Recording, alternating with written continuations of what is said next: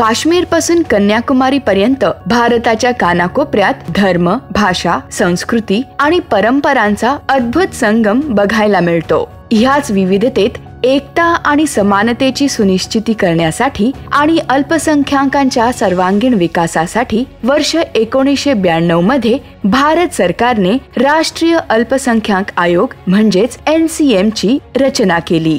भारतात सध्या 6 अल्पसंख्याक समुदाय आहेत, ज्यामध्ये समाविष्ट आहेत मुसलमान, शीख, ईसाई, बौद्ध, जैन आणि पारसी. हे आयोग देशातील अल्पसंख्याक समुदायाच्या अधिकारांचे संरक्षण करण्यासोबतच त्यांच्या सामाजिक, शैक्षणिक तसेच आर्थिक सशक्तीकरणाची सुनिश्चिती करते. NCM ची प्रमुख कामं अशी आहेत: अल्पसंख्याकांच्या अधिकारांचे निरीक्षण आणि त्यांचे उल्लंघन झाल्यास सरकारला रिपोर्ट करणे, अल्पसंख्याक समुदायाच्या समस्या ऐकणे व त्यांच्यावर उपाय सुचवणे, सरकारद्वारे राबवण्यात येणाऱ्या अल्पसंख्याक योजनांचे प्रभाव आणि अंमलबजावणीची समीक्षा करणे, शिक्षण, रोजगार, आरोग्य आणि सामाजिक सुरक्षेसारख्या क्षेत्रांमध्ये अल्पसंख्याकांच्या परिस्थितीमध्ये सुधारणेसाठी सूचना देणे, तसेच सांप्रदायिक सलोखा राखण्यासही मदत करणे.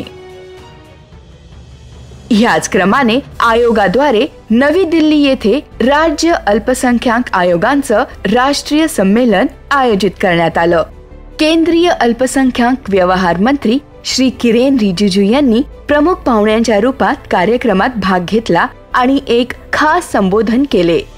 स्टेट माइनॉरिटीज कमीशंस के बैठक मेरे ख्याल से नियमित रूप से रेगुलरली होते रहना चाहिए, ताकि हम एक दूसरे को मिलते रहे, सहयोग भी करते रहे और अलग अलग प्रदेशों में जो एक्सपीरियंसेस है, जो अच्छा काम हुए हैं, उसका भी आदान प्रदान कर सके. अपने जो मिनिस्ट्री के ऑफिसर्स हैं, मेरे जो टीम है, सबको बताया हुआ है कि गत वर्ष पहले हम जिस स्पीड से माइनॉरिटीज़ का वेलफेयर के लिए हम डेवलपमेंट करते हैं, उससे कई गुना अधिक तेज गति से, स्पीड से हम आगे काम करेंगे.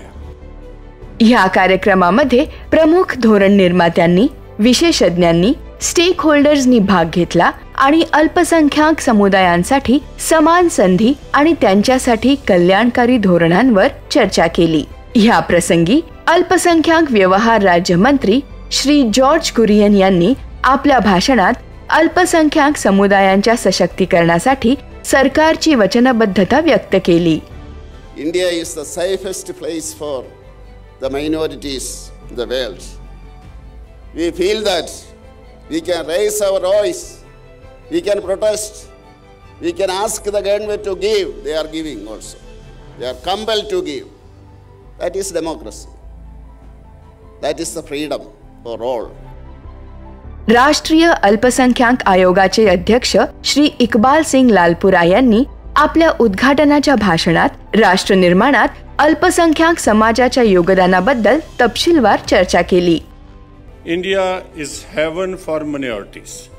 India has been a beacon of hope for minorities, offering them opportunities to thrive and contribute to the nation growth. We have had distinguished leaders from minority communities serving as presidents, prime ministers, union ministers, and chief ministers. They have played a vital role in shaping today's destiny and promoting its development, security, and integrity.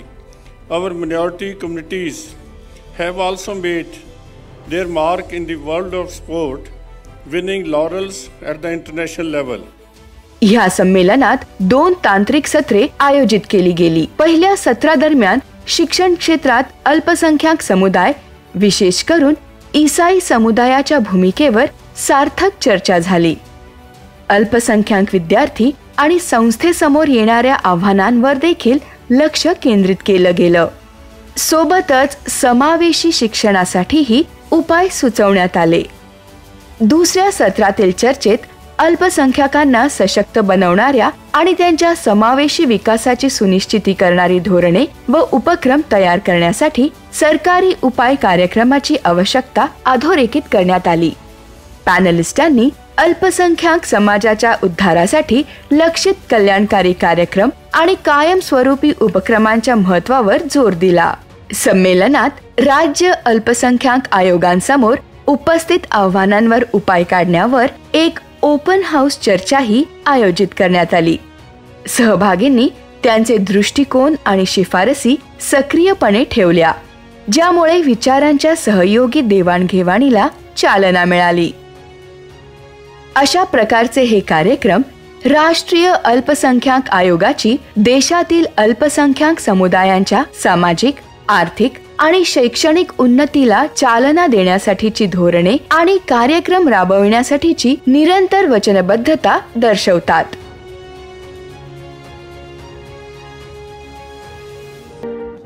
अल्पसंख्याक व्यवहार मंत्रालय, भारत सरकार. भागीदारीतून भाग्योदय.